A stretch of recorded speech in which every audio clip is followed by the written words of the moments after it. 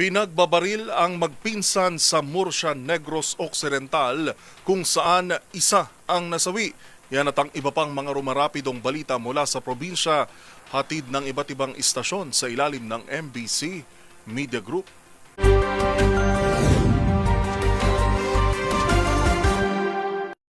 Patay ang isang lalaki matapos pinagbabaril ng hindi pa nakilalang sospek sa Purok Mirasol, Barangay Caliban, Bayan ng Murcia, Negros Occidental.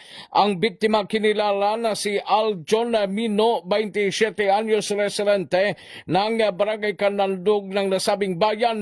Ayon kay Police Captain Hani Labaro, hepe ng Murcia Police Station, nagmamaniho ng motorsiklo ang biktima kasama ang kanyang pinsan na si alias Nico ng pagbabarili ng hindi pa nakilalang mga sospek.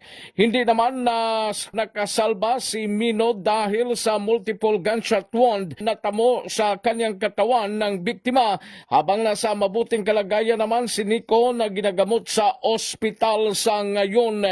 Para sa MBC TV Network News, ito si RH46 Rex Kantong, una sa Pilipinas, una sa Pilipino.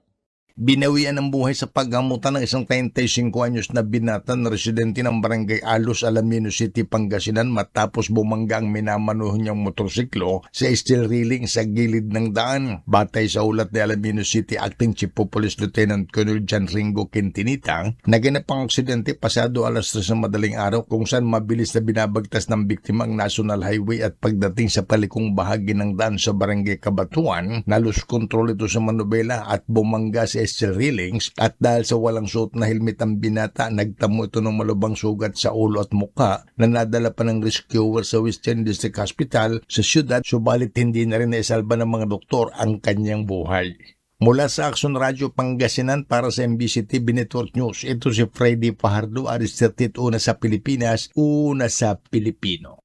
Nasamsam na mga operatiba ng PNP Drug Enforcement Group Special Operation Unit 11 ang tinatayang halos 400,000 halaga ng hinihinalang illegal na droga sa sinagawang operasyon sa Davao City Sabado ng hapon. Ayon kay Police Colonel Diquincio Pante, nadakip ang suspect na nakilalang si alias Maranao, 46 anyos, presidente ng Barangay 22C at isang Xerox machine technician matapos ang sinagawang surveillance at bypass operation sa Purok 6 Block 35 sa nasabing lugar.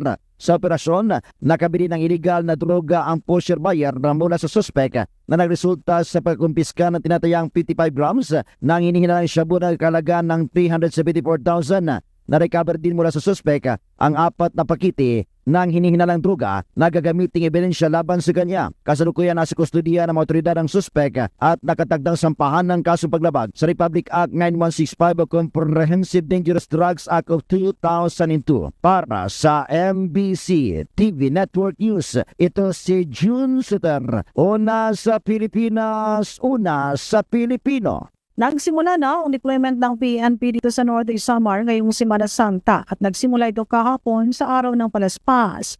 Naka-heightened alert ang kapulisan at tiniyak ang security at public safety ng mga simbahan at mga major thoroughfares sa lalawigan at iba pang convergence areas. Nakabantay din ang mga pulis sa sitwasyon ng traffic at tiniyak ang kayusan at kaligtasan ng mga debutong Katoliko na dadalo sa mga gawaing pansimbahan. Ayon sa PNP Eastern Visayas, mahigit sa 2,000 ng mga pulis ang i-deploy sa Eastern Visayas. Nakadeploy ang mga ito sa simbahan, transportation hubs, terminals, commercial areas at iba pang lugar. Katulong naman ngayon ang PNP sa kanilang deployment ang Bureau of Fire, Traffic Enforcers at iba pang law enforcement partners. Muna sa MBC TV Network News, RH34, Jane Galit Bantaya ng DZRH. Una sa Pilipinas, una sa Pilipino.